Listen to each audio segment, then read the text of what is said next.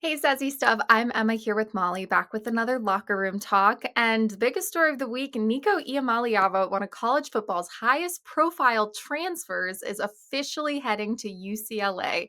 He announced his commitment via Instagram this weekend, ending speculation about where he would go. He said, "My journey at UT has come to an end. The decision was incredibly difficult, but he trusts God's timing and he's committed to UCLA." How do you feel about this, Molly? I feel like this is the kind of stuff that women should get in on. Like there should be a reality show about this like NIL I situation. love it. The drama the last 7 days that this like 20-year-old guy has caused is insane to me. Like he has blown up the ESPN app. Like every little notification I was getting all week was like, where's Nico going? Is he leaving? Is he not leaving? Like there was just so much drama. I think UCLA is fitting for him. Yeah, I mean, I just don't like his attitude at the end, and there have been rumors that have come out that he was even threatening to sit out of the playoffs, so not playing against Ohio State at the end while he was waiting for contract negotiations to wrap up. So this was for NIL contract disputes, or that's what they said, but I'm wondering if he just didn't mesh with the Tennessee program because he is taking a pay cut to go Mhm. here because at Tennessee he gross or he was getting 2.4 million, so he'd gross about 1.7 million after taxes because they have no state income tax, so he made a good amount of money off of that. But he's rumored now to get less than 2 million, about 1.75. We're not sure about the exact number yet, but after all of those taxes in California, he's going to get about over $900,000 at the end of the day. So I'm like, I don't see how it could be about NIL, or if this is just what was left for him at the end of the day. He thought he Yeah, could maybe get a $4 million deal somewhere else, yeah. if money was the reason, or maybe he just didn't mesh with the program. And if he didn't mesh with the program, then I'm happy if he's found a program that he will learn and grow from and hopefully make the NFL at the end of the day. But this is just not a good look for him right now. The good news for him is he's a quarterback, so he can be a little bit more of a princess. Well, I would like to see the entire outline of his contract at some point because I'm curious. I genuinely think it is about the money. That's just my personal opinion. I think even if you don't mesh well with the program, you wouldn't have even been renegotiating. You would have been entering the transfer portal several months ago, right after the playoffs. And so I think it is truly about the money. And I think for him, this was what was left over. I don't think anybody had a budget right now for a $4 million contract. All of those went out several months ago.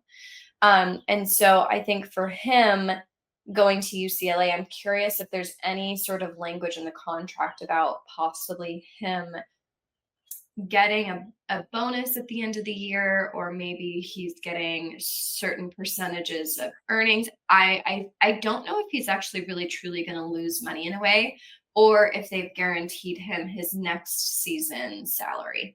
I have no idea. I do think it was about the money, and I think there's something very pretentious about that, and I think he belongs in California if that's the case.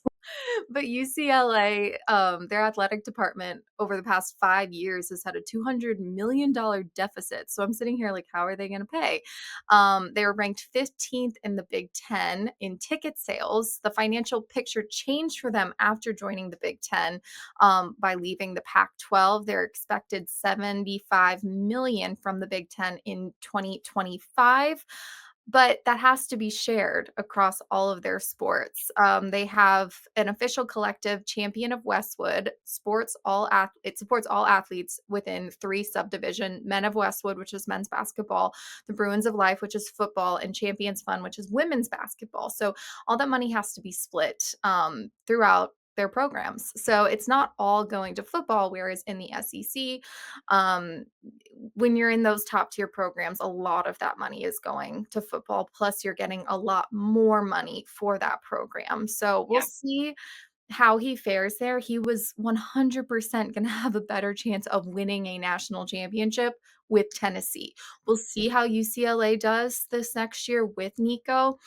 They did need a boost at quarterback, especially under a new offensive coordinator, but we're gonna see. I mean, I plan on going to a game this fall here in Los Angeles. So I'm hoping that obviously he'll be playing, so I'll get to see him up close and personal.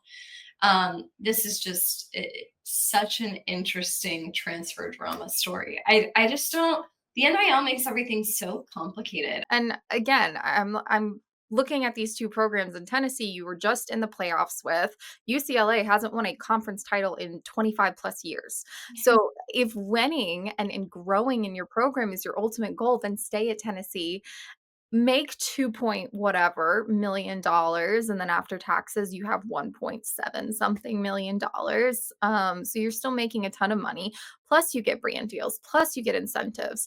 So I just don't completely understand the move. It's just pure greed. um, Yeah, the fact that he was even threatening to sit out of like the playoffs is crazy, and then he sat out of practices and he just didn't want to be there at the end of the day. yeah. So And I think too, like his once the drama was made where he didn't show up to spring practice and there was all of the rumors, I think it's really hard to make good again with the Tennessee program. And if I was the head of the Tennessee football program, I don't think I would want him back after the stuff he pulled with threatening to sit out of the playoffs, not showing up to practices. Like to me, that's not a team player. He doesn't love his school. He doesn't need to be here. And so I think him taking that deal with UCLA as well kind of was well, I don't really have many options. Um, but I also, like I said, I would like to see the language of the contract because I bet you there's going to be some more money coming in from somewhere.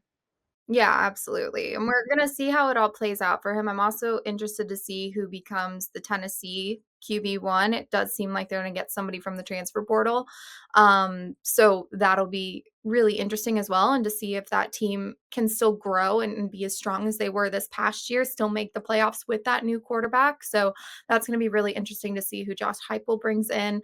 But looking at Nico Iamaleava, he did go to the playoffs last year. He could declare for the NFL draft in 2026, and he does have 3 years of eligibility remaining. His younger brother, Madden Iamaleava, previously committed to UCLA, but changed his mind and signed with Arkansas instead. So Nico's commitment signals past tensions with UCLA is resolved. He will be in California playing football next year, or in 4 months, I should say. So it's going to be really interesting to see how he does there and if he can lift that program up after it's kind of been in a deficit for a while. And it's also going to be interesting to see how Tennessee fares without him, if they structured their whole year when they're recruiting around Nico and now having to go find a new quarterback. It's going to be very interesting. Plus, they have to replace Dylan Sampson. So, Tennessee, a little shaky right now, but we're going to see how they do. Well, guys, you guys let us know your thoughts and in the comments about Nico. Let us know how you feel about the UCLA program. Let us know who you think Tennessee is going to be able to snag in the transfer portal. Until next time, we'll see you next week. Molly and Emma signing off from Locker Room Talk, and don't forget to subscribe to this channel.